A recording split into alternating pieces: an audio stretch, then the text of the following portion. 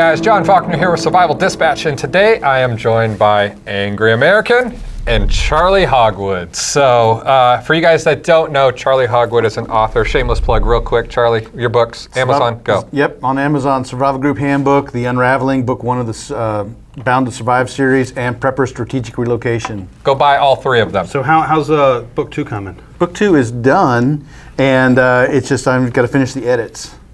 I shouldn't be down here doing videos. What I should be doing is at home writing. Me too. Yeah. Yeah. This guy talked us into showing up. That's the problem. Because I'm awesome. That wouldn't. He said there'd be cake. Yeah. I said there was a potential for cake. And you got chicken soup for the soul. Chicken soup for the soul. Whenever the three of us are together, it never goes well. Yeah. Oh, it goes great. It always goes great. It just never goes well. It never goes right. Yeah. It never goes. That's more accurate. That's more accurate. Never goes But right. you know, one of the things that we wanted to talk about was technology and how it can evolve our preps and how it can be a force multiplier. And caveat. Yeah. That's a segue. Yeah. Is any of this EMP proof? Any of it? No. Okay. Well, again, that's the first question everybody asks. Is that EMP proof? The odds of the EMP are about the same as being hit by an asteroid. Really, just about the same thing. So if you live your life predicated around that, you shouldn't be driving a car, or have air conditioning in your house, or carry a cell phone, or hell, be watching us at the moment because whatever you're watching us on isn't EMP proof. So prepare the best you can, knowing that that's a potentiality. But I'm not going to live my life without air conditioning. Yeah, so take advantage of what you can while you have it. Yeah, sure. So absolutely. And the other thing too is every single thing on this table right now takes power to run. Batteries and things like that. So have the needed items to keep these things running. Yeah, have the ability to recharge under like any circumstances, kind of a thing. You know, a 12-volt car battery will charge most of this stuff. Inverters might be needed for a few things, but you can get a little 400-watt inverter that would charge anything on this table too. And a car battery packs a lot of power. People don't realize what's inside of those. So we're going to break it down through a couple different sectors that we kind of have here, and we're going to start with kind of everyday life. I mean, cell phones. So we all carry them. Yeah, we all got them. We live off of them. We got an iPad on the table. As much as we hate them. And and it's one of those things where, once again, weekend before last. Chris and I were in the woods with Nikki, Alan K, a bunch of other guys doing a 48-hour OJ, J3 survival challenge. 0 cell phone service. None. For 2 days, we were totally in the dark. And he and I just did a little thing where we talked about this. We did a video where we kind of talked about the information overload. And it was nice for those 2 days. I had communication. Well, I had communication because I had technology. Because he has a chip in his head. You had your own satellite up, did you? Yeah. So I used my Garmin InReach Mini. So I was able to text my wife a couple times just to see how things were going. And that's a cool piece of kit. Yeah. So I didn't realize that actually worked that way. Yeah, in the middle of nowhere, we had 0 cell phone service, but yet I was still able to communicate, once again, through technology. Now, was it a needed thing? No. My wife can go, 2-3 days without me. She prefers it. I'm sure she does. But, it's one of those things where through technology, we were able to have that ability. We had some comms. And, and so sticking along the everyday route, that made an everyday device be able to work. Sure. When it was in a situation where it usually would not. Now, sticking with communications, ham radios, scanners, things like this technology can give you a huge amount of information. Absolutely. Ham radios don't just talk to one another. I mean, you can get weather on them, marine bands, aviation frequencies, FM radio stations. I mean, you can get just about anything on the VHF radios, so they can provide you all kinds of information. Now, there's some rules and regulations, and you need to look into those. If you're a ham operator, you're screaming at me right now because I said marine frequencies. I didn't say to talk on them, I just said to listen to them. So FM radio stations, same thing. You can't transmit on their frequencies, but you can listen to them. It's just another way to get information. And when you're in a information vacuum, especially after a disaster or any kind of event, information is precious. So I have an aviation scanner that I use on my drone stuff. And in a situation where the grid might be down, I can use my VHF aviation scanner to listen to flight traffic going by, and I can. How far will that pick up? I've had it's line of sight. So line of sight, so a lot of miles. So if they're up there, 30,000 feet or whatever, Yeah. you're going to hear them for a But long if you got time. to a high point, Yeah. it would go. Yeah, as long as because keep in mind that aircraft are generally going to be above Yep. your tree line in Yep. line of sight anyway. So you're going to pick up what's going on with any airports around you. You can look up if you download an FAA sectional map, which gives you all of the radio frequencies to all the towers, all the communication frequencies for all the aircraft, back and forth cross peak. So I can scan all of that information. I can pick up fire rescue stuff from helicopters. I can pick up military conversations that are not encrypted. All that is still very helpful, and it'll be a grid down situation. But they are using They have to. radios, Yeah. and my radio will pick that up. Yep. So. And then you got things like scanner. Scanner can also be fantastic for being able to hear what's going on with, local EMS, local, LEO. Oh, especially in fire like a department. civil unrest situation, scanners can be priceless. You can stay abreast of where the crowds are moving, what's going on, kind of what's happening, and it lets you be able to make decisions a little faster than waiting on the news cycle to bring that stuff to you. And just even in your day-to-day life, scanners are kind of neat. If you hear the siren screaming past your house or something like that, you know what's going on. You turn it on, you'll pick up the traffic, you'll hear what's going on. So I like having a scanner. And and it's just one of those things where technology also, especially with communications, it allows you to stay in a safer location for the most part, but still be able to hear what's going. Yep. You're not having to go out and about. And put your eyes on it, right? Yeah, and put your eyes on it. You're allowed to, stay in the confines of your home. Yep. It might be, but still get that outside information back to you that you can use then to make a decision on what you're Right. going to do next. Yeah. And I think that's the biggest force multiplier when it comes to technology. It allows you to do things either better or faster. Well, and talking about being able to stay in your home and get an idea of what's happening around you. You guys have 2 drones sitting here. I got a drone in my truck. These things are great as far as I'm in a secure location, but I want to see what's happening, around me. You can put this guy up instead of having to put boots out doing things. These are great. Yeah, and these are different. I mean, what do you have here?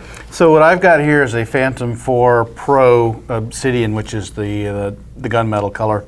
And on this one, it's got a 4K video, and it also does 20 megapixel images. It's got 5-way obstacle avoidance. My battery on the back of this thing, I've got a 30-minute flight time on this battery. The battery is actually a computer in and of itself. And it's got so much data that it sends down to my remote with my mini iPad on here that it's got GPS. I'm tracking over 20 satellites, so it knows exactly where it is. It'll fly home by itself if it needs to, like we were talking about earlier. And what I can do with this, and I think we're going to do a video on this maybe tomorrow about how to use this in perimeter defense and home security. Yeah. And I'll give some tips on how to use these tactically so you're not giving away your position and how you can see what's going on. And I have this is a DJI Mavic. I mean, this thing's small. I mean, they make the Spark, which is smaller, but I mean, this is pretty much palm size. That's got the same camera mine does, but mine's got a 1-inch CMOS, as yours got a half inch. And I've got one of those at home. But I take this thing, I have taken this thing up after a hurricane to see what other neighborhoods look like around me. Just to see if there were down trees, see if anything had happened. You can like scout. that. You can scout ahead on your evac route and see what's going on up ahead, so you don't drive into a riot or drive into down trees or flooding. Yeah, and we think of once again taking technology, taking it to the next level. If we're talking like a recon mission, we usually are talking like binoculars and spotting scopes in order to get a further distance. Yeah, you'd have to put a body out there, an OPLP, to watch and listen. But now, I mean, you have how far of a range would you? I've had mine out about 3/4 of a mile, and I live in a pretty heavily wooded area. So before you start getting a little bumpy on the transmission signal. I've had mine past a half a mile. Yeah. So I mean, to be able to do a half a mile.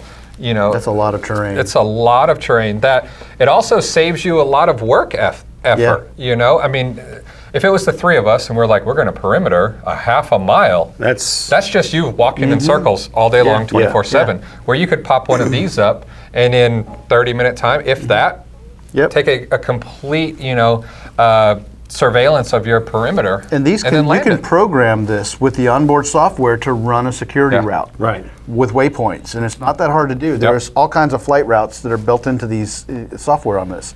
And if you add on a infrared FLIR camera, Yes. which the drone, the Mavic now comes as an enterprise version with a dual camera, RGB and FLIR, you can see heat signatures. So now where you might not see in the trees visually, you could see through the trees into heat signatures. And I'm looking to get one for hog hunting. Yeah. So you can pop it up, fly it around, see where they are, bring it down, and then go after them instead of, once again, making that perimeter of, I think Driving they'll around be, looking through your thermals trying to find them on the think ground. they'll be here And somewhere. both of these will track. So if you want, you don't even have to land it. You could just take off with your remote and have it do active track. It'll follow you to where you go. And then you can bring it down when you get there. So Yeah, so, you know, and once again, is the things on the table expensive? Yes. Yes. Absolutely. You know, and this is all stuff, we didn't buy this yesterday. No. This is years of investment, you know, here and there. But it's such a force multiplier. Yeah. And you know, and as Charley is kind of going into it, it's kind of endless too of the capabilities that a lot of this has. Yeah, and the things it can do for you, you know, like, you know, Charley, he does home inspections, building inspection work with your drone. Yeah, every day. You can do the same thing. Instead of having to put a ladder up to get on your roof after a storm, put your drone up and say, oh, no, there's some shingles, you know, I got to get up there or I don't got to get up there. It'll save you a lot of work, you know. And like you said, fly it down the roads of the neighborhood. Can we get in or out? See who may be in real trouble, you know, flying over your neighbors' houses and go, oh, wow, they lost this, they lost that. yeah, and the enterprise version of that has the FLIR has a speaker on it, so you can announce from that to the people on the ground. Really? Yeah. The other side of the survival technology is you can use these to fly a life jacket out to somebody in the water. You can drop stuff I saw a off. video the other day of one as a commercial, and I don't know if this was legit or not, but it wasn't. I mean, it was bigger than that, but not a lot. But this guy picked a dog up with it, like Yeah, that in a was this sling. model. Essentially, it was a Phantom, and I don't know if that particular one was real, but you can payload certain items with these. Like Well, I know like ISIS. a flamethrower. But yes, the flamethrower, which the FAA came out and says, please don't do that. Well, I know ISIS weaponized these in Syria, Yeah. dropping grenades with them. Yeah, they make release mechanisms that you can get on Amazon actually. That you on the remote you just hit a switch and it's got a little pin that withdraws and it drops your payload. So I'm actually working. We have an Inspire drone, which is a bigger version of this that we're going to be doing a payload drop spectacular thing in Atlanta next week. So there's that. But you know what you can also do with these from a cargo perspective? You can sling a radio to this and raise that up and set it as a repeater. Yeah. And you can now because elevation is key in radios, right? So if I fly this drone up and it is carrying a radio underneath, now I can bring this up to 400 feet. How much more range am I going to get out of a repeater? Yeah. So you can work with something like that. So there's a lot of think outside the box. Yeah, and that's the biggest thing is Charley and I bought these for half work, half pleasure. All work. All work. We were sorry. talking about the IRS. Okay, it was already. written off. It was written off. All work. Sorry, Nikki. Edit that. For work purposes. Yeah, all three of my drones are for work purposes. But it's one of those things where a lot of this technology, once you start to use it, then you start to understand the capabilities and what else you can do with that's it. a hang up. I mean, People will literally, say, well, why do I need that? I bought this it was a toy. Yeah. A toy. Fun to play with. A very high quality toy. Yeah, but it was something for me to just have but fun you found some other uses for it, and you're like, wow, I didn't even know I could do that. Right. And ham radio is the perfect example of once you start using it, you discover the capabilities. Yes. Because you know you take a test, you get your ticket, then your education begins. That's when you start learning the things that you cannot do with ham, and how to get the most out of it. You know, there's one of the fun things with ham radio is building your own antennas. You know, you don't have to buy expensive antennas. A roll of number 14 wire with some connectors and a soldering iron, you can build any antenna you want, pretty much, depending on what you're trying to transmit to. Yeah. And the same thing, running even like that, if you had a J-pole antenna, which is just a wire antenna, and you had enough, say you had 100 foot of keep running coax, it out. you could fly that thing up 100 foot in the air, get out of an It'll hover emergency for call. a half hour. Just leave it up there. Get out of an emergency call, emergency transmissions or whatever. So if you knew that every on the 3s or on the 6s or whatever you set up your combo plan for, you fly that thing up, you bring it up, you leave it up there for whatever time period you've determined, and you bring it back down, shut it all down. Nobody knows. You got to watch how you're giving Chris book ideas here. Yeah, I know. I know. I'm gonna have to get it in my book before he gets it in his. Nay. Yeah, I've already got some drone stuff in my series, so Yeah. Yeah, but it's, I mean, you know, again, like you just said, thinking outside of the box, all the things it can do for you. Yeah. You know, I mean, that's pretty cool. Yeah, and you know, and then we go from you know, communication skills to abilities to security, you know, and I think large flashlights. Yeah. Large flashlights are overlooked a lot, and a lot of people. Yes, like everybody's like, I carry a keychain light or EDC light, Yeah. and it's most of the time it's where they stop. Yeah. But you know, a huge, you know, I say huge, a big light, you know, 1,000, 2,000, 3,000 lumens. He means huge because he brought a huge flashlight with us to the woods, which we didn't use, guys. But just the fact we were going over the mountains, we wanted to try it out in the dark.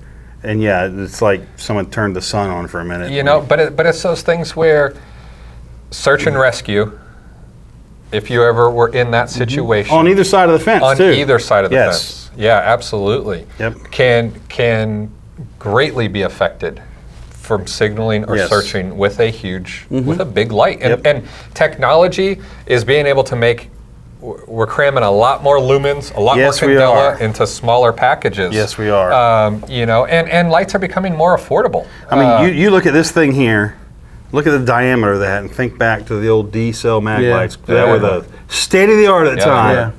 Incandescent bulbs. This thing's an LED.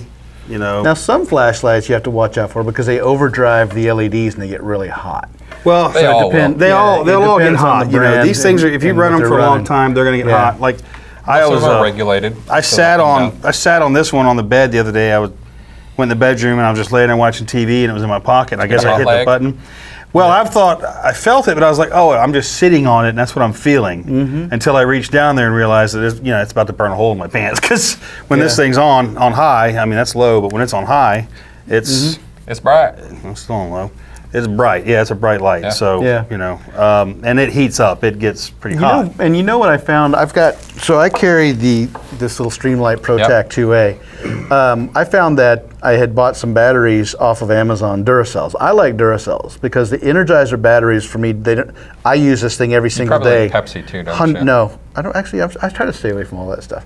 So, but unless there's whiskey in it. Well, there's that. I Have prefer my whiskey without anything but whiskey in it. I wouldn't drink Jack anyway. Whiskey's not made in Tennessee. That's swill. So back on the topic, you bunch of liver records. Herding chickens with cats. So what I found is that on Amazon, when I bought some AA Duracells, they were not fresh Duracells. Right.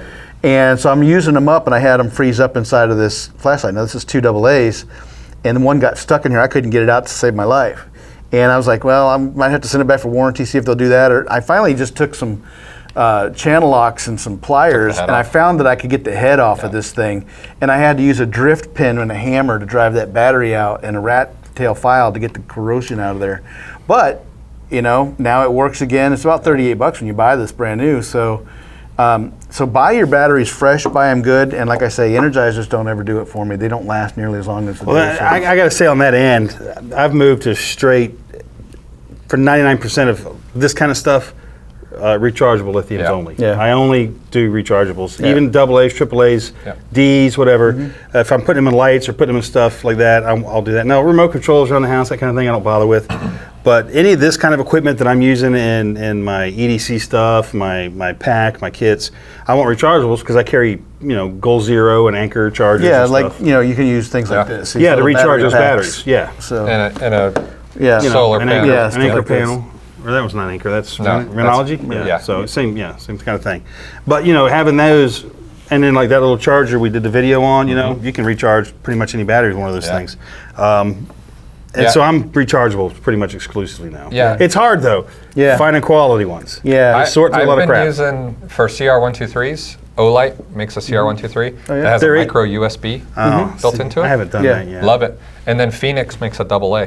So literally, I don't even have to have like a charging dock or anything just Your phone charger will do phone it. charger. Yeah, see, I end up carrying a bundle of Duracells around in my truck because I want to be able to swap them out and get right back into it again. I just carry extras. I carry of the caddies recharge, with all my rechargeable AA's, my 18650s, 16650s, depending on the lights. Yeah. I mean, it's kind of a pain. You're running multiple batteries, Yeah. different platforms. But that's where technology is right now. That's where we're at. There's not just one battery that's No. like Yeah. from my radio to my phone to my this, that, the other. And you could probably run, let's just say, 16650s exclusively by, they make that that little caddy that 123s go into. If the light will take an 18650, you could probably put the 16650 into that caddy and drop it in there. It would run the same light that needs an 18650. And if you guys know what we're talking about, just Google 18650 and 16650 batteries, and you'll see what we mean. They're just lithium. And then For batteries, but talk about battery storage and safety, especially when you get into these high-tech batteries like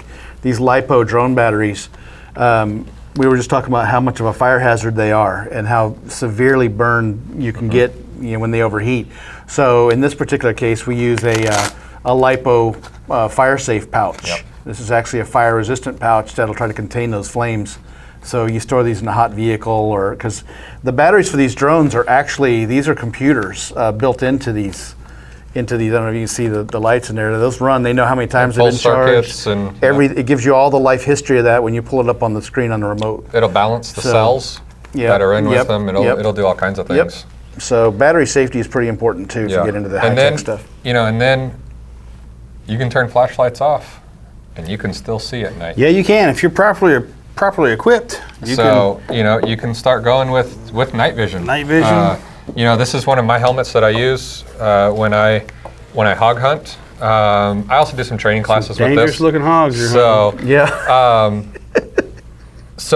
we'll use this. I'll use this to drive with no lights on, and then walk around as well and stalk hogs. But I mean, you can get. For you guys that are wondering, if you guys are watching the video, not the podcast, this is some TNVC.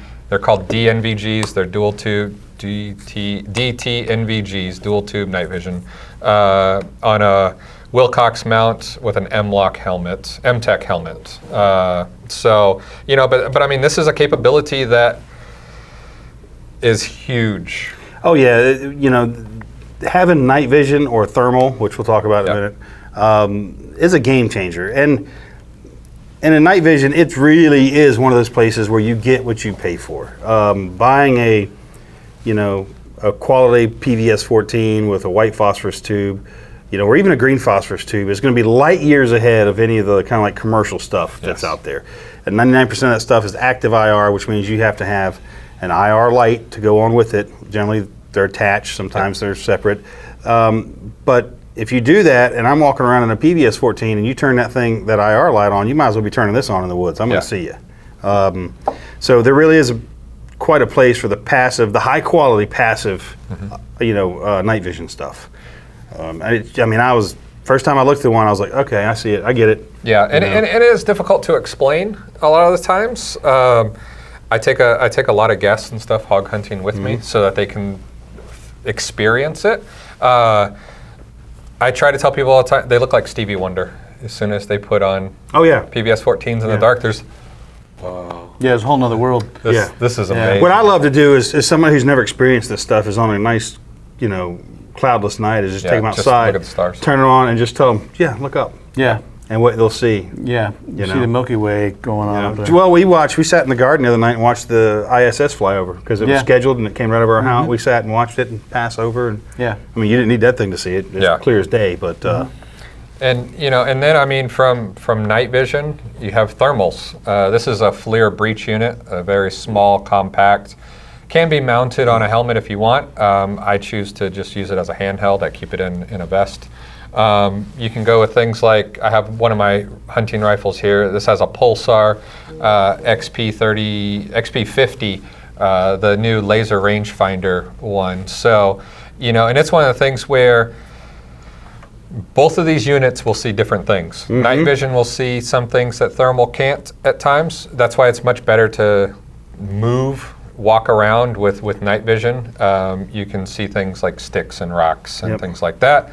But literally, if it's a well camouflaged unit, a I say unit, a person, whatever it might be, Right. they can be sitting in a darker area, and you can stare right at them. And not see they can stand against the trunk of a tree, not move, and if there's any kind of shadow there, you won't see them. Camouflage works just as well at night under night vision as it does during the day. If someone knows what they're doing, you're not going to see them with this. Yeah, movement and lack of movement is the first rule of camouflage. Well, movement, contrast, color, whole thing. So camouflage will work with this. Yeah.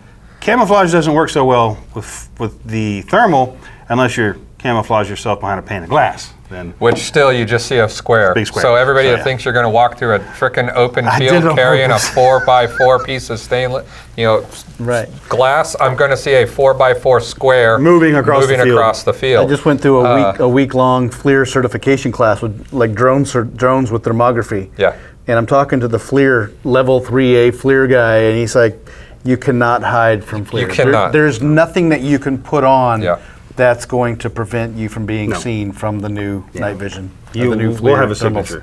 Yep. So yeah, I mean, you can get this, weapon mount, and you can get night vision weapon mounted as well. Yep. And then you can get thermal weapon mounted also, which is huge, because it allows you, for the most part, night is half the day. Yes. For the most part, I know in the summer it's a little bit, but in the winter it's a whole lot longer. Yeah.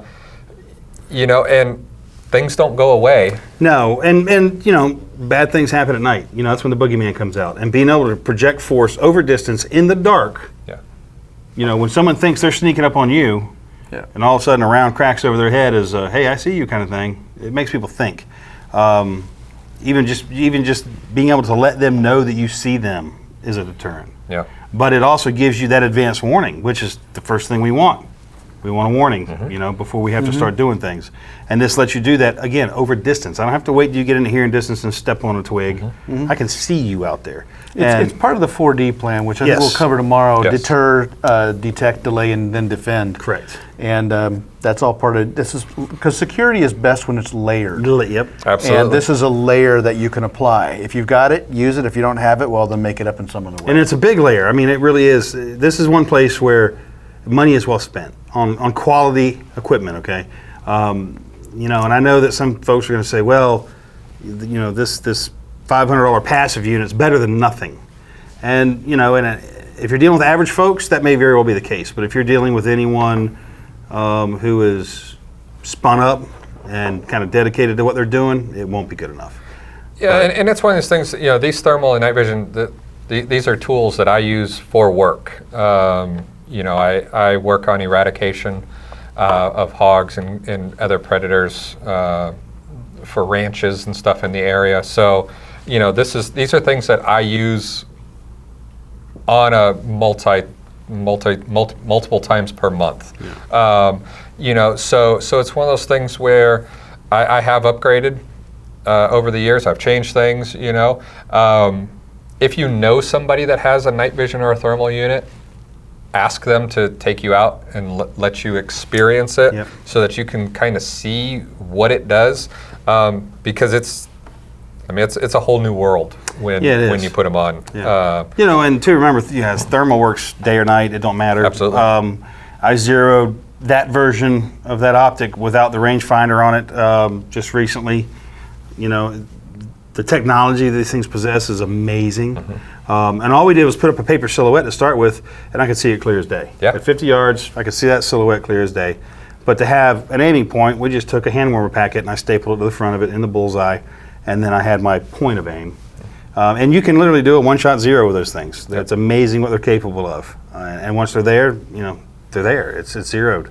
And they are a fantastic device. So I mean, and that's the thing. We've kind of talked about, how technology integrates to our everyday communications, surveillance, security, also navigation. GPS units, are huge. Now, this isn't saying like take all your paper maps and burn them. They make good fire starters. Just care. It's great, but a layered approach. But GPS gives you an ability that paper maps do not. Well, I always look at it in, like you just said, layered. I look at it in tiers too. So. Yeah. Well, because that's a lot different than layers. GPS, well, it's the same thing. GPS is my first tier. Then down to paper maps and my compass. Yeah. Yeah. But if you start at paper map, Yeah. where do you go to from there? Now what, celestial navigation? We're putting the stick in the ground and waiting for the sun to move, Well, that kind of thing? it's like a lot of people just want to throw some sort of a bow drill in their pack for a fire starter. Why not just throw a lighter or use some technology? Or 20 lighters? Or Yeah. they only have a ferro rod. Yeah. That's their, no. Why not take advantage of the technology while you got a big it, lighter in but there. still have the redundancy and skill to be able to fall back. And I call that graceful degradation in skills. Yeah. You start out with all the coolest and everything is nice and easy and working efficiently for you. But as things fail, fall apart, get lost or burned up, then you can fall back on your skills or fall back to a lesser technology if you have to. But don't start off the hard way. Well, I was going to say, when you start the hard way, there's nowhere to go. Yeah. You know, I mean, if you start out with, I'm going to build this fire, and all I have is a primitive kit, be it hand drill, bow drill, or whatever. What happens if it doesn't work? Yeah. Sure. And it's hard. That's a hard skill. And why start out so minimal when your opposing forces that are out there are carrying these things? Yes. And that was one of the things. We did a 48-hour survival challenge. Me and Chris, 3 other guys, 0 tools. Nothing. 0. Nothing but clothes on our back. Yes. You know, for 2 days. And we were saying phrases like, "Can you pass me the good rock?" Yeah. Or who's got pass the me- multi-tool rock? Who's got the flat? I had one that I called my knife, and it was just a flat, and it was a piece of garbage stone. North Georgia has trash for rocks, but it was this piece of like slate. Yep.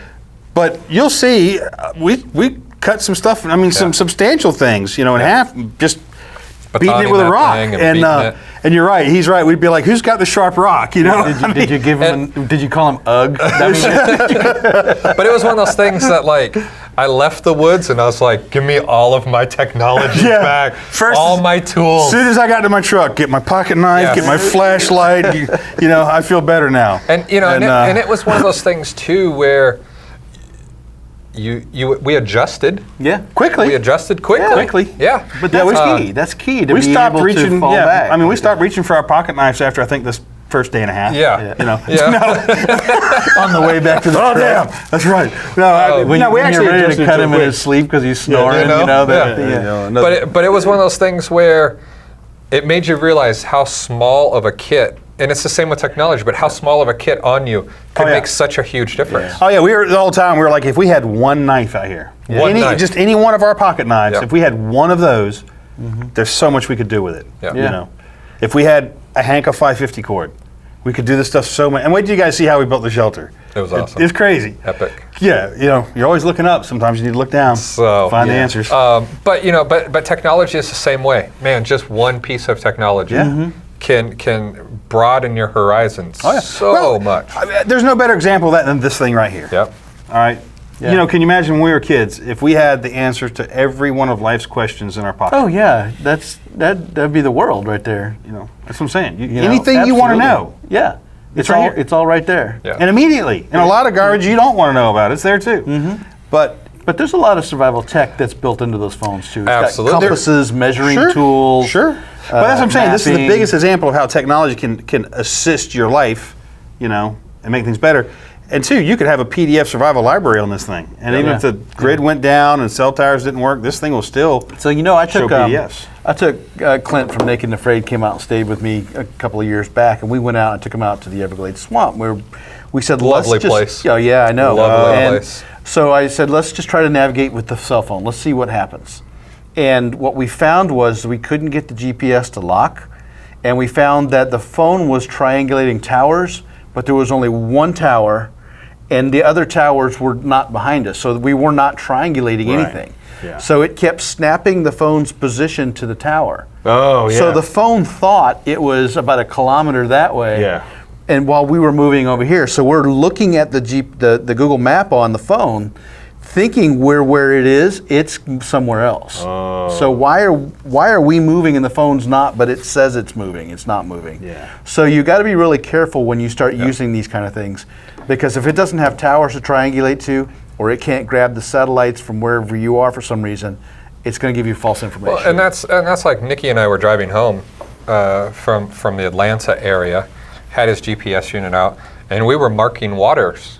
You know, and because it's one of those things where if the world went to hell in a minute, how far are you from the next water source? Yeah. Because that's life right there. Well, and if you pulled out a road map, yeah. you pulled out a Nat Geo road map Yeah. or a Randall road map. Rand McNally. Yeah, whatever. McNally, That you get in the yep. truck stops, and they're great maps.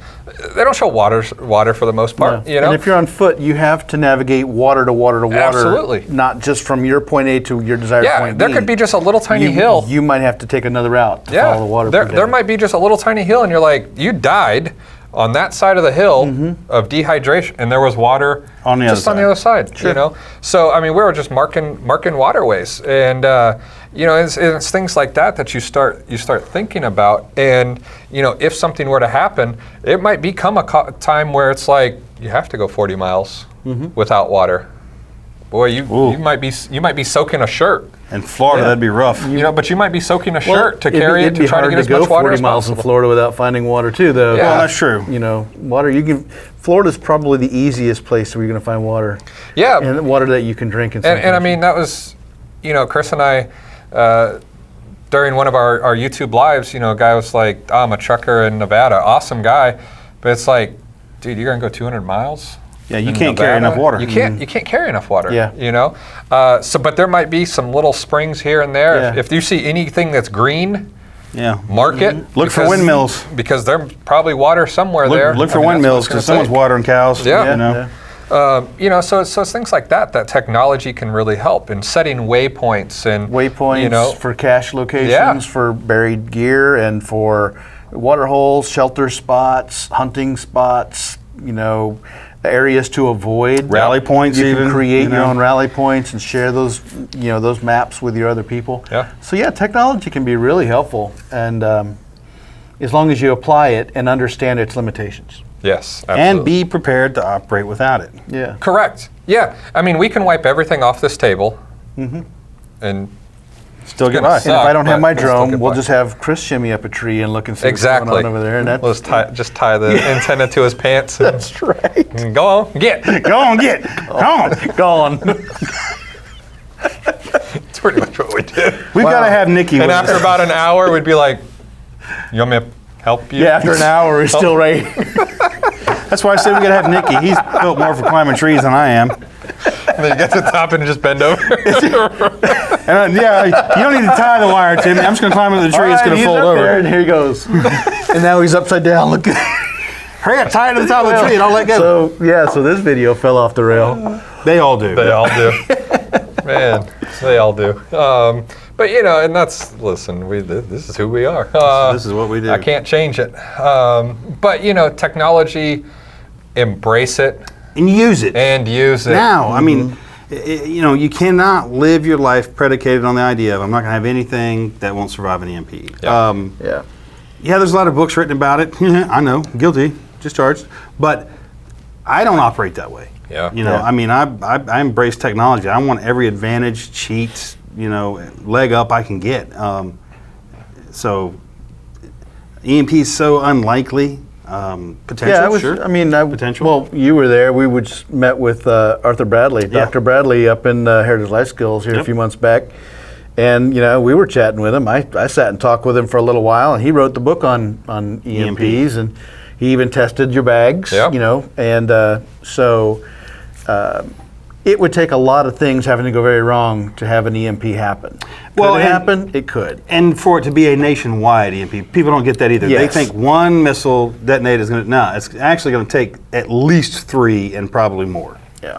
And that's a very coordinated attack. It just depends on how high HEMP, you know, the Size. altitude, the size yeah, of the type of yield. weapon, and then too, everything else, Wind drift. orientation to it. There's so much stuff that goes into it. A lot of the stuff laid on this table very well may survive. All of our cell phones would probably survive an EMP. Now Yeah. the antennas, who The knows? towers? But Towers are yeah, toast, The towers, but- but yeah. Well, But your we talked phone would. about, you know, your Faraday cage can have holes drilled in it and will still work based on the shape of the wave. Right, the shape of the So wave, if it's the a round the hole, frequency. you could drill 1,000 round holes in a trash can. It would still ideally work. Yeah. But if you cut one slit or don't have the lid properly sealed, Yeah. that's the wave is going to come through there. So study up on it. Don't be afraid of it, Yeah. and then And embrace realize. it. Yeah, embrace it. So guys, hope you guys liked our sit down here, just kind of going over some of the other things. Feel free to leave comments on other tech gear that you like to use and how you use it in your preps and daily life. Yeah, because we use all this stuff in our daily lives too. I mean, every bit of it. Yeah. So make sure you leave those comments. Make sure you hit the like button and the notification so you know when we post something new. Because we always are. We always are. And until next time, be safe.